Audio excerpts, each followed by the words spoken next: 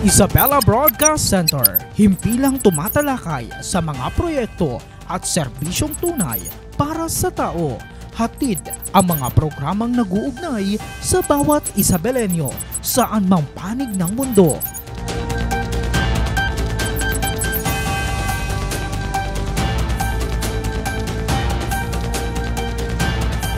Delivering in-depth, trustworthy, and objective news. Dito ka, konektado. Magandang hapon, Isabela. Welcome sa panibago na namang episode ng ating programang Isabela Connect ka dito. Siyempre, kasama nyo pa rin ang inyong lingkod, ang resident broadcaster ng Provincial Government of Isabela, Ezekiel Kilang. At ngayong araw, susuriin natin ang isang issue na malapit sa puso nating lahat, ang kapayapaan at seguridad sa ating lalawigan. Makakasama nyo rin po ngayong hapon ang inyong lingkod, Faye Andres. At syempre sa gitna ho ng mga hamon na kinakaharap nga natin mula sa pagpapalakas ng ekonomiya hanggang sa pagtugon sa kalamidad, mahalaga naman na matugunan muna ang pundasyon ng lahat, ang ating kaligtasan. Yes, tama po. Paano nga ba natin mapapanatili ang isang mapayapa at ligtas na Isabela kung saan malaya tayong makapamuhay at makapagtrabaho ng walang takot?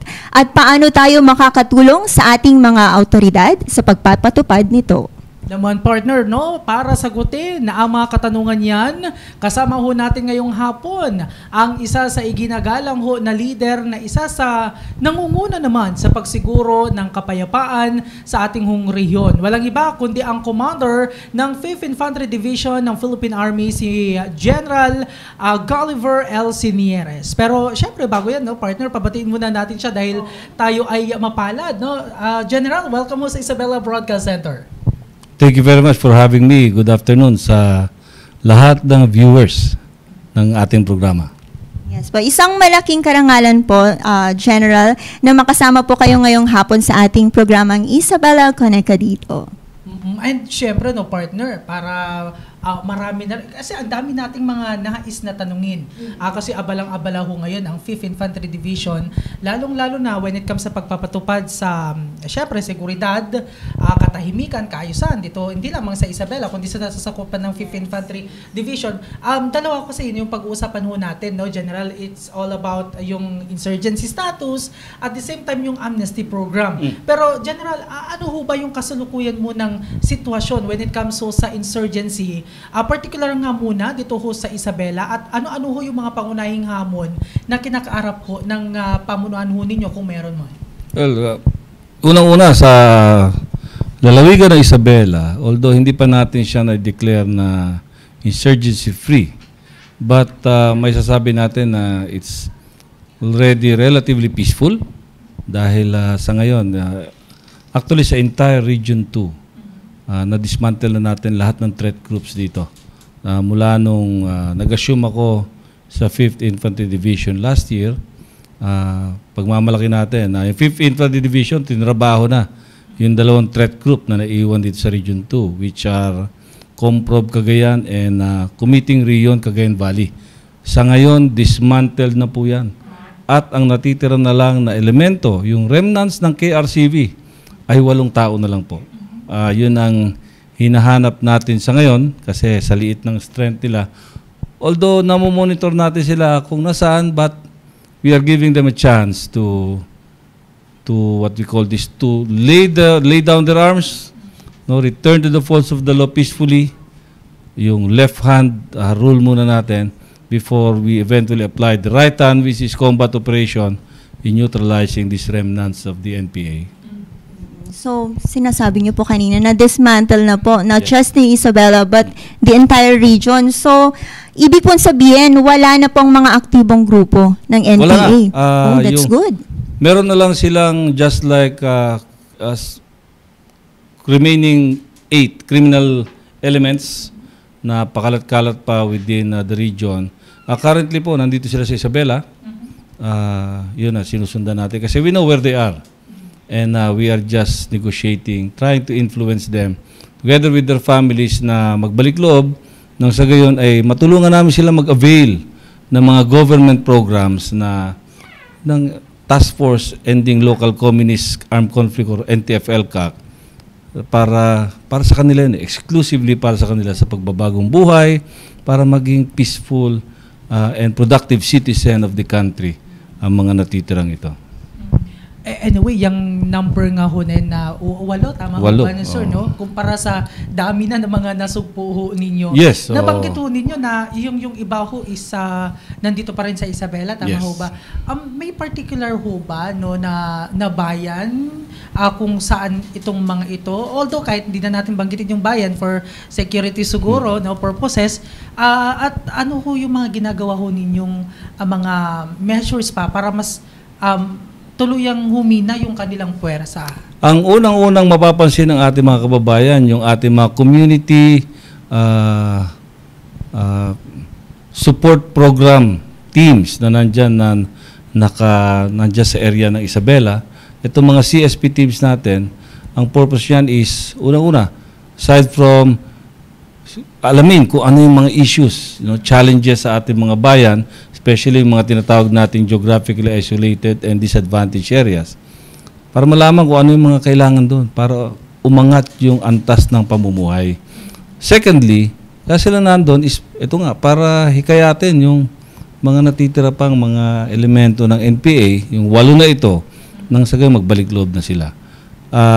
Nang sa gayon ay sila rin kasi yung tutulong para itong mga government programs na pwede lang i-avail benefits na bigay ng ating national government and even yung programs ng Fifth ID na meron kami mamaya. Siguro pag-usapan natin yung peace program or partnership for education, advancement, and community empowerment program ng Fifth ID para ito sa mga kababayan natin. Not only former rebels but also yung mga all unemployed Filipinos na willing to be trained and willing to work. Pinapasok natin yan sa peace program ng Fifth ID. Lahat ng ito ngayon, no, ang ginagawa natin is outreach muna. Nang sa gayon ay kinakausap namin yung mga pamilya, yung mga residents, kapitbahay, lahat ng kakilala. All means possible para lang makarating dito sa 8 ito na mabuti ang layunin ng ating gobyerno na para once and for all matapos na itong armadong pakikibaka. Anong kailangan nila? Kami rin, kinakausap namin mga former rebels para ano pang pwede natin gawin para makumpleto na yung total, yung sustainable peace and inclusive development dito sa Region 2. Napakaganda po ng nung adhikain at saka yung programa talaga ng not just the 5th Infantry Division but the government as a whole po. So aside from that po, meron pa po ba kayong mga ginagawang mga iba pang measures para makipagtulungan sa mga local government units? Marami. Lahat ng una-una sa local government of Isabela, we constantly communicate. No, kasi malaki ang may tutulong nila para ito, lalo dito sa 8 natitira na ito. Kasi mga constituents din natin to eh. Although some of them came from other provinces in Region 2. But they are currently confident that here in Isabela, siguro, that's why they are moving around Isabela. Confident sila that Isabela, dito makukuha nila yung tulong na gusto nila. No? Kaya nga patuloy natin silang sinusundan. No? Hindi naman hinahabol kasi kung saan sila pupunta, sundan lang namin kasi gusto namin sana is left hand rule, i-convince muna natin sila na magbalik loob, then kung ayaw, tsaka tayo mag-a-apply ng right hand rule. Especially pagka nang mananakit na sila o mandadamay na sila ng ating mga kababayan na ang gusto lang naman ng kababayan natin, yung iba kasi walang choice na nandito armado, wala silang choice but to lend a support dito sa 8 ito. Yun ang because of fear because po. of fear, intimidation. And some of them even use deception para makarecruit ng armado. Ganun. But sa ngayon, masabi natin sa buong Region 2, wala na po sana ma-recruit.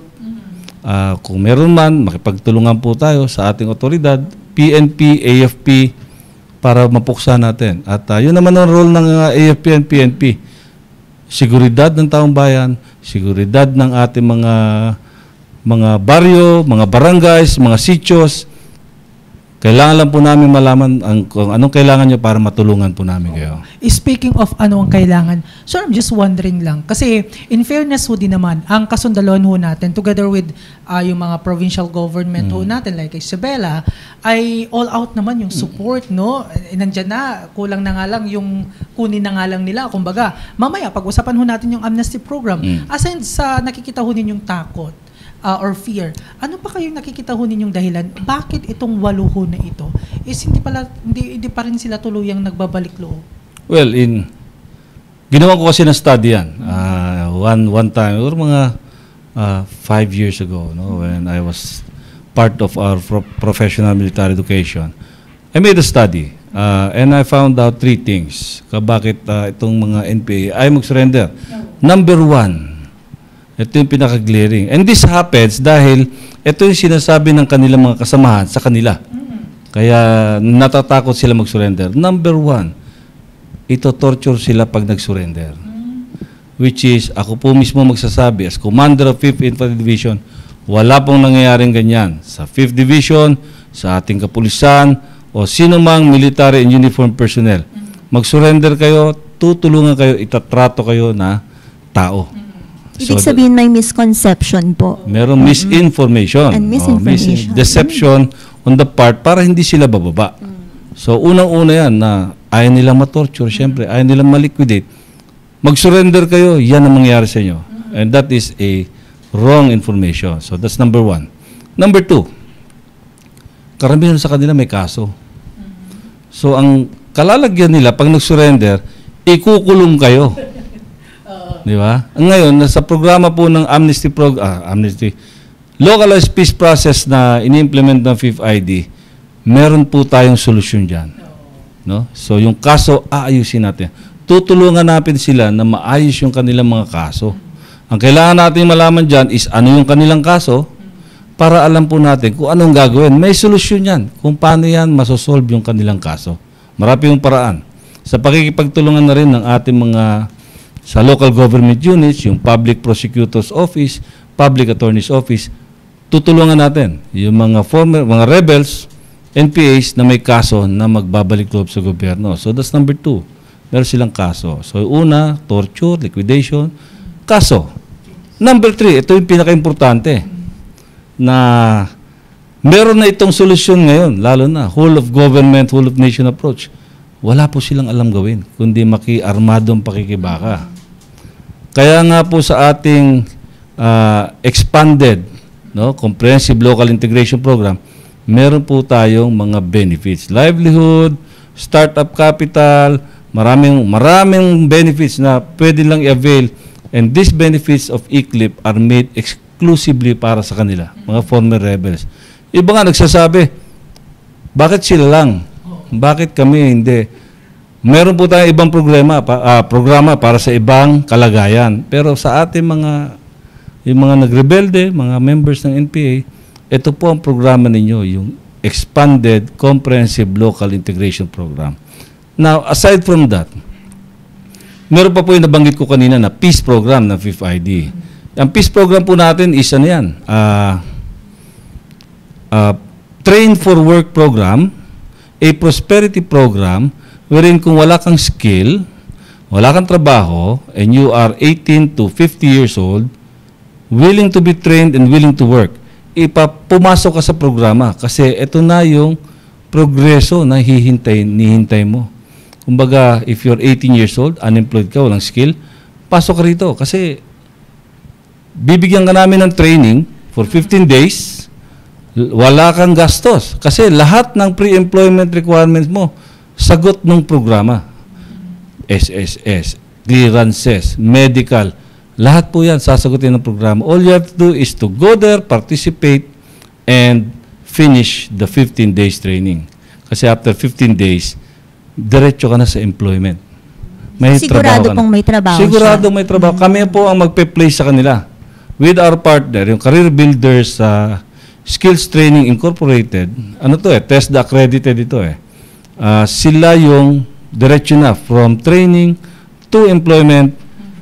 Ito maganda kasi yung first 2 weeks mo wala ka sweldo. Meron kaming binibigay pa na pang-tawid allowance. Ibig sabihin, hindi mo po problemahin yung pagkain mo, yung mga gamit mo for 2 weeks na wala ka pa sweldo. Once magkasweldo ka after 2 weeks, that's the time na kakalas yung peace program for you, sa'yo, kasi obserbahan ka namin. Tinanggal ka sa radar, hindi. Nandiyan ka, minomonitor ka namin kasi after 6 months, issuean ka namin ng national certification. And after 1 year, ipaprocess natin yung passport mo. Free na naman yun. Kasi pag umabot ka ng 2 years and you're interested to work abroad, foreign placement na ang mangyayari sa'yo.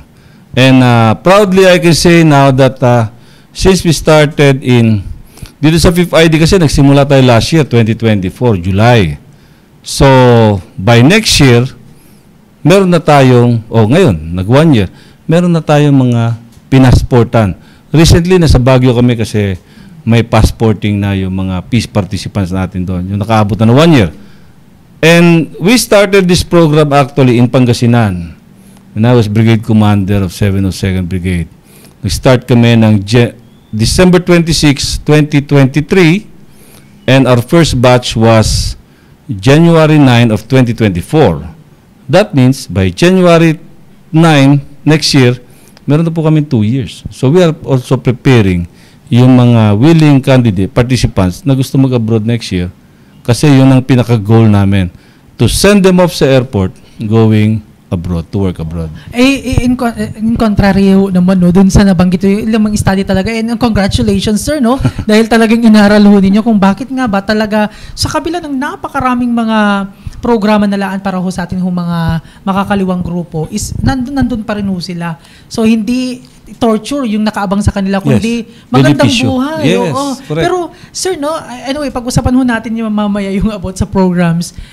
Para lamang ho malinawan, kasi nandyan din ho mga kapulisan, katuwang ho ninyo.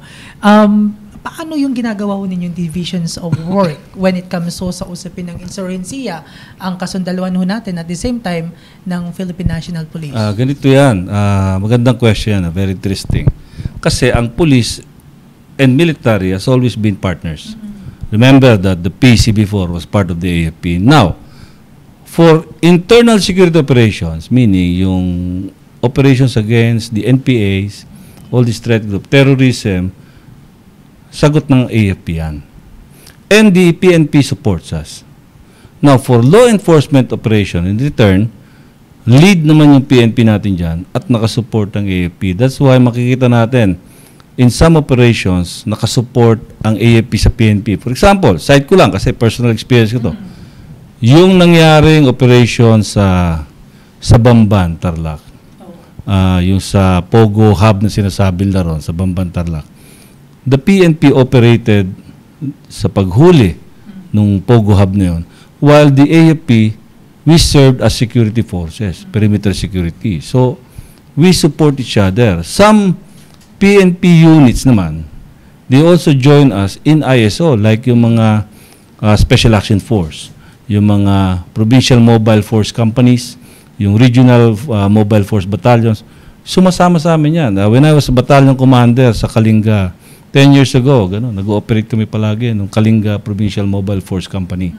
Joint forces, kasi kailangan namin yung kanilang expertise, especially sa legal offensives, in filing of cases against those na mahuhuli rin.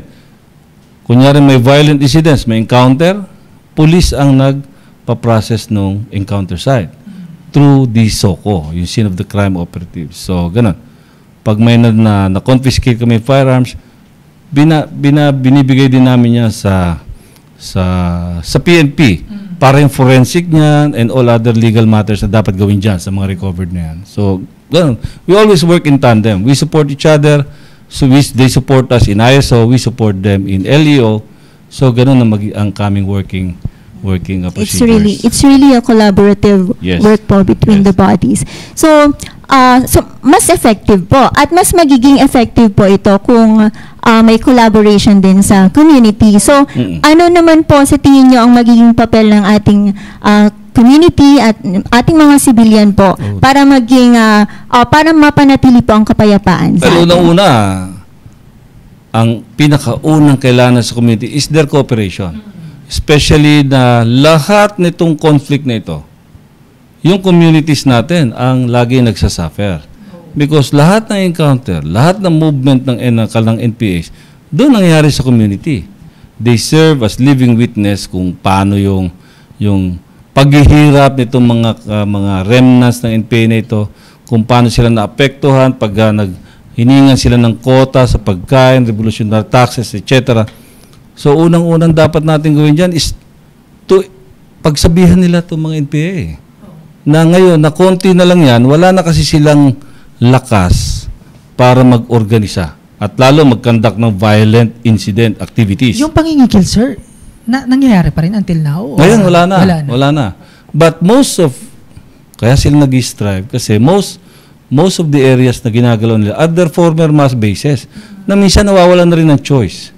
Actually, fear ang binibigay sa kanila dahil kung matiming nga sila ng sundalo rito, alam naman natin, katulad ina-announce po namin, hinahanap namin sila para hikayatin sila na bumaba, magbalik loob. Ngayon, alam namin kung nasan sila. No? For the past 1 week, alam namin kung nasa sila.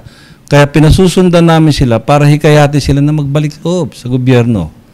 Mga kababayan natin, tulungan nyo kami mag-convince sa kanila na magbalik loob na nang sa gayon ay magtuloy-tuloy na yung ating progreso, yung ating sinasabi natin palagi na sustainable peace, yung kapayapaan po na pangmatagalan. Tsaka inclusive development, yung pag-unlad na lahat tayo ay umuunlad, hindi yung ilan lang. Kasi sama-sama na tayo.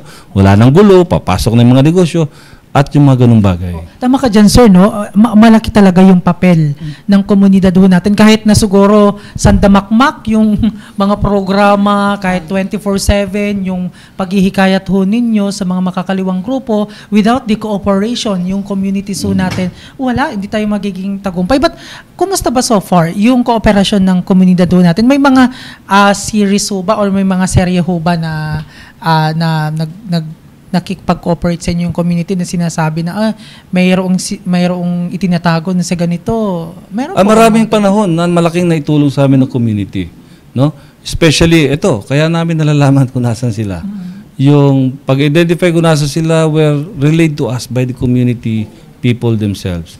Mahirap sila hanapin kung sila lang. Imagine 8. Tapos yung kanilang ginagalawan ay mga dati nilang mass base. Pero with their cooperation, nalalaman namin. Kaya tuloy-tuloy lang yung aming pag-convince, paghikayat sa kanila para, magbalik loob na kayo. Siguro, sa number ninyo ngayon, lalo din sa Region 2, 8 na lang, mahihirapan. Napakadelikado na gumalaw. Kasi maaabutan namin sila At ayaw natin man sumantong tayo sa ganong kalagayan, pag naabutan, something bad will happen.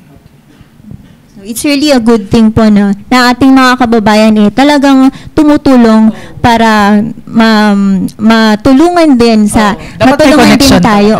Ang ano kasi natin yan, no? Let me just share, no? Ever since I was a second lieutenant way back 1992. I always treat the NPAs as victims of deception. So yung mga kababayan natin, let us also think na they are just victims of deception. Naloko sila ng maling paniniwala, kaya sila nandyan. May term dyan hindi ko lang alam kung tama, no? Yung pagkakatanda, namalikmata. Hindi nga, pag namalikmata kasi nagising ka na sa katotohanan, di ba? May mga ganun parang nabulag. Siguro nabulag sabihin natin, real talk, nabola sila. Nabola. That's the right term. Nabola. Mas magandang term yun, sir. Actually, during my research, I was able to talk to one captured na NPA. So, kinausap po siya, nandun kami sa provincial jail. Sabi niya, alam mo, sir, parehas lang naman tayong pinaglalaban. Sabi, para sa progreso ng komunidad. Against tayo sa human rights. Ayaw natin yung pagmamalupit, sa kapwa, etc., etc. Gusto natin makatulong sa mga Pilipino. Magkaiba lang tayo ng grupo. At pag nagkita tayo, parang galit na galit tayo sa isa't isa na nagbabarilan tayo. Sabi ko, hindi kami galit sa inyo. Kasi ang tingin namin nga sa inyo ay biktima kayo ng deception. Kaya as much as possible, hinihikayat, kaya nga meron kaming hold, tigil kayo, taas ang kamay. Ganon muna nangyayari. kaso babarling kami, alangan naman nas, di ba? Sinong gusto naman tamaan? Natamaan na ako before, masakit po. Kaya sabi ko, hindi na ako uulit. Ayoko nang tamaan ulit. Kaya tama na yung isang beses, ayoko nang tamaan ulit.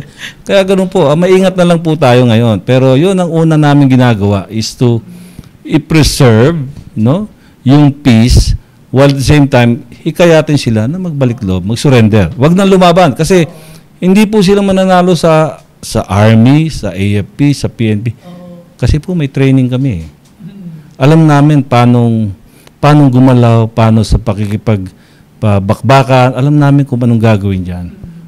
Anyway, that's right, no? Sir, to clear, no, itong mga misconception na nabanggit nga ho ni partner ho kanina, pag-usapan naman ho natin itong amnesty program na hindi lang hindi torture. Okay, yung nakaabang ho sa inyo, kundi magandang pamumuhay, magandang buhay. With this amnesty program, paano ho ipinapatupad ng 5th Infantry Division ho, particular itong proclamation number 403 o yung amnesty program para ho sa mga dating miyembro ho ng New People's Army ho, sir. Okay. Para nang sa ganun, aware yung atin hong mga ito kababayan. po yan, para po mag-avail sa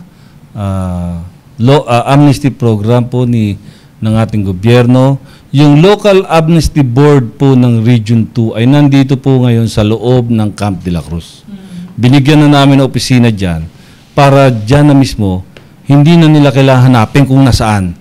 No? So, pumunta sila ron, sabihin nila, kung nandiyan pa sila sa labas, lumapit po kayo sa pinakamalapit na Army o PNP na station or unit, detachment, at sabihin nyo lang na mag-apply kayo ng amnesty para matulungan kayong makarating dito sa Local Amnesty Board na dito sa Region 2. Nang gayon sa gayon, maka-apply kayo, ma-process yung inyong application.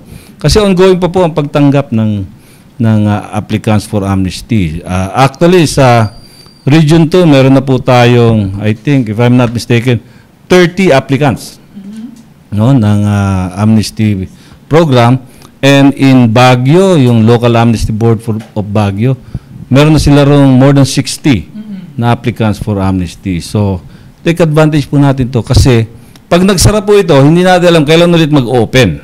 And currently, it is open. They are accepting applicants for amnesty.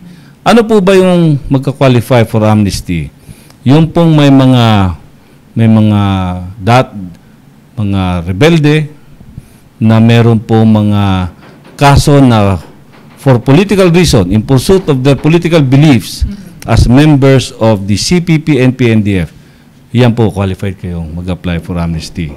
So, maximize po natin, take advantage natin yung opportunity na makapag-avail nitong amnesty program, no?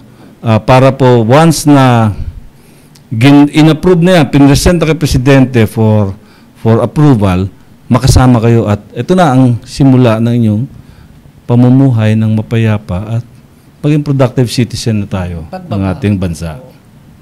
Po, in connection pa rin po no, sa ating mga rebelde, specifically sa mga sumusukong rebelde, ano-ano po yung mga specific na benefits or benepisyo po at tulong na ibinibigay po natin sa mga rebelde po na sumuko?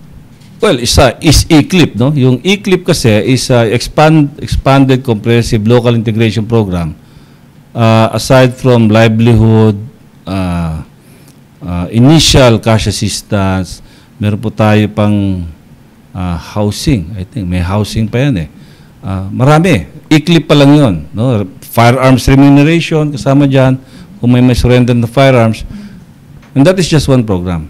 Another program, ito mga former rebels natin, organize natin to as people's organization so that they could pursue an advocacy, an activity, or a project para kikita sila. No? Just like dito sa Region 2, ang ating mga former rebels dito, I think na-organize sila as PO, provincial, meron na tayong regional organization dito ng People's Organization. Anong next dyan? Then next is grants na ito from the national government para dito. I recently talked to Secretary Galvez and he wants us to organize the PO so that they could create, no? They could create their what they need, a program for themselves, ano ba yung gusto nila so that i-request namin sa kanila at titinan nila mapondohan. So marami, no?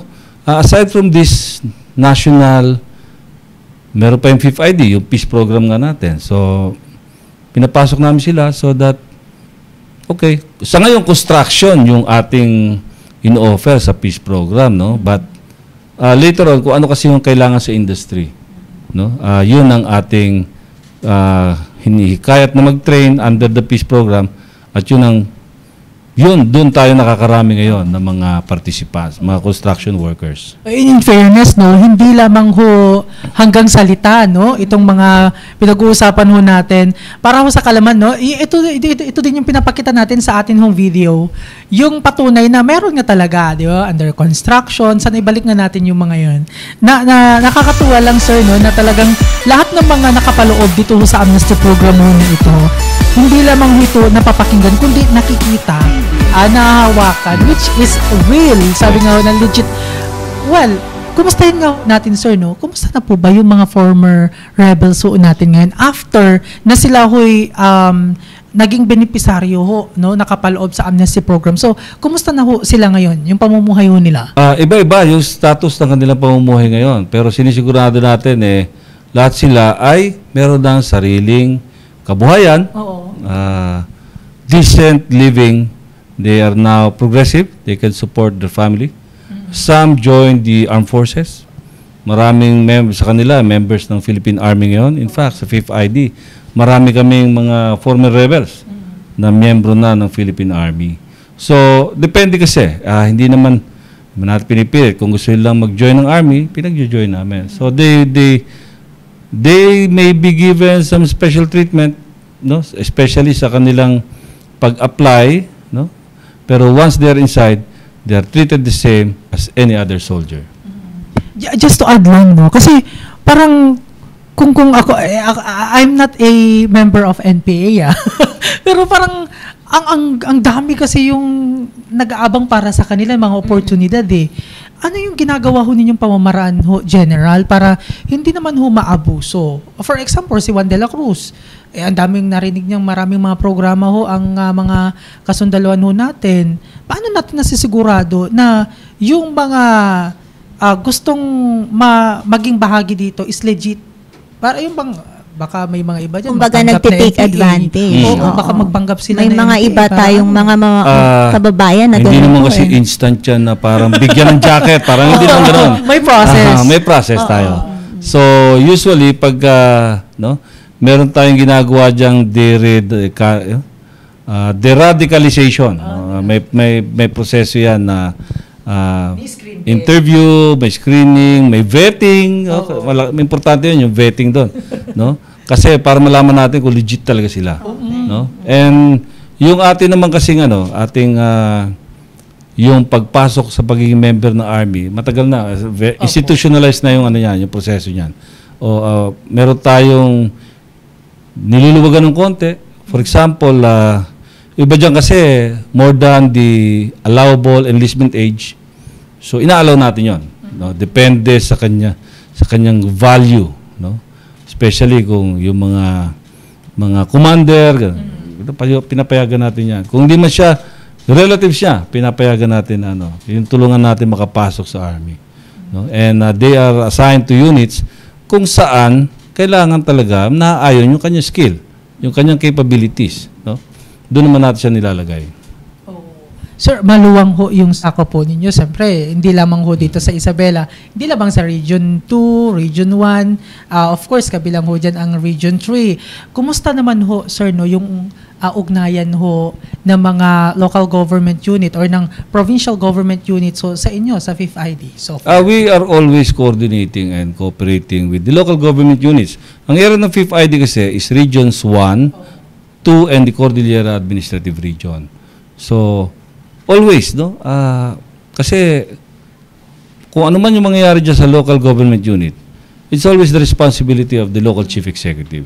So lahat ng ating coordination, lahat ng galawan natin dyan, nangyari sa probinsya ng Isabela, we always coordinate with the appropriate agency, if needed, even to the local chief executive, para maayos yung galawan. Actually, before we we send off itong mga CSP teams natin.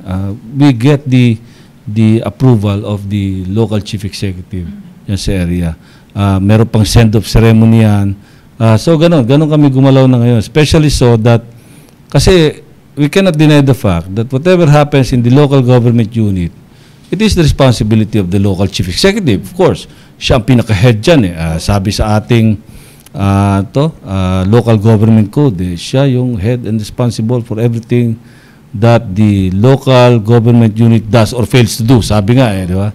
So kami, we are a supporting agency. Meron kaming mission and we do just that. ISO, ngayon we are slowly shifting to external security operations and also malaking bagay din yung sa HADR, Humanitarian Assistance and Disaster Response role ng Armed Forces. Yes, sir. Ang provincial government of Isabela ho kasi ni General, syempre sa pangunguna ho yan ni Isabela Governor Rodito Albano at Vice Governor Kiko, di talagang hangarin din ho nila na dito ho sa Isabela magkaroon ho talaga ng tuloy-tuloy na katahimikan, kapayapaan, syempre tungo ho sa kaunlaran. Pero kumusta yung ugnayan ng 5th ID at the same time ng Isabela Provincial Government para ho dito sa programa na inyong ipinapatupad? Actually, it's not the 5th ID. No? Kasi 5th ID supervises 3 brigades. 1 brigade for every region. So, ganito kasi deployment natin. No? So, 5th ID takes charge of the 3 regions. Every region, we have assigned 1 infantry brigade.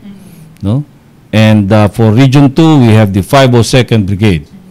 And for every province, here in Region 2 especially, we have 1 infantry battalion. So aside from the brigade commander, plus the battalion commander assigned Isabela, sila yung directly nakikipag-coordinate with.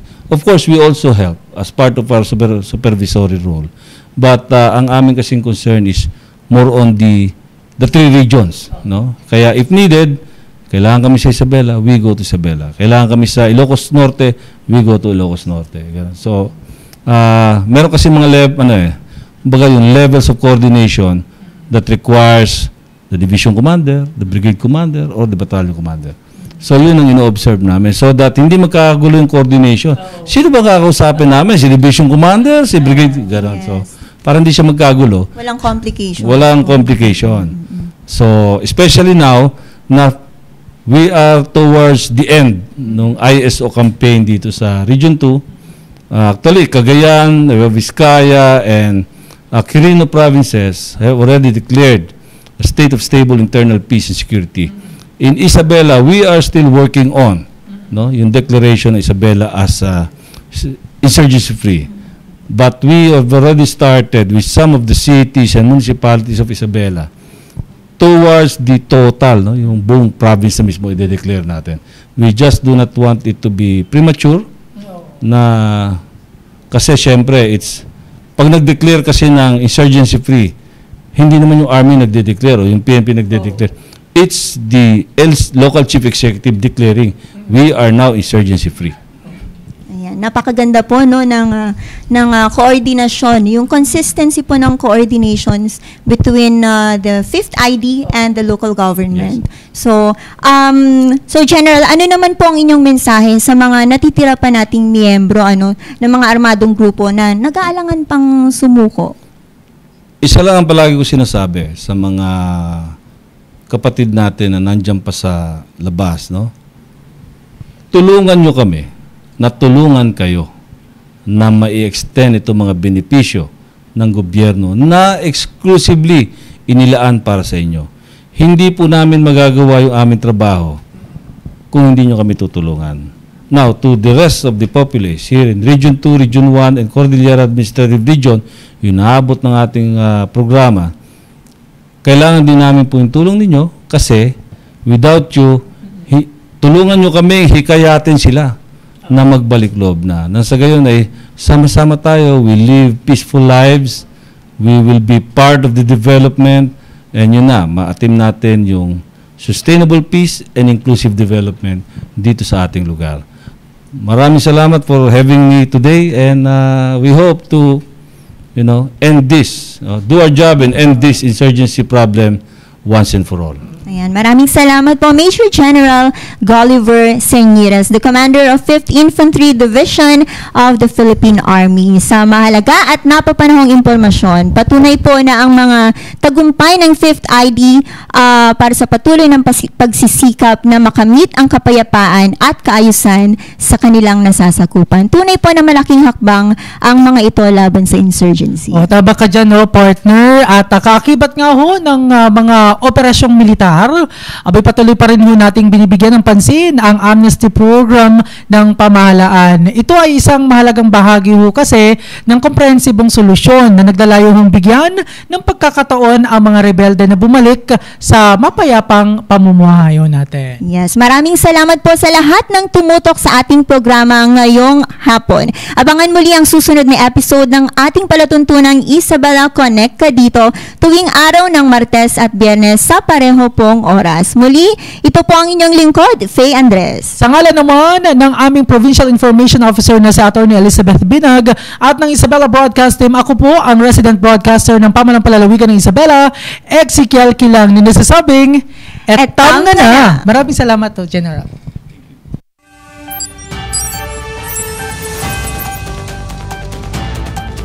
Isabela Broadcast Center, himpilang tumatalakay sa mga proyekto at serbisyong tunay para sa tao.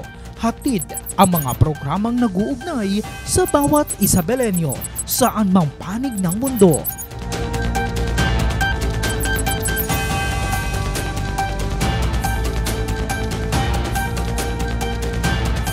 Delivering in-depth, trustworthy, and objective news. Dito ka, konektado.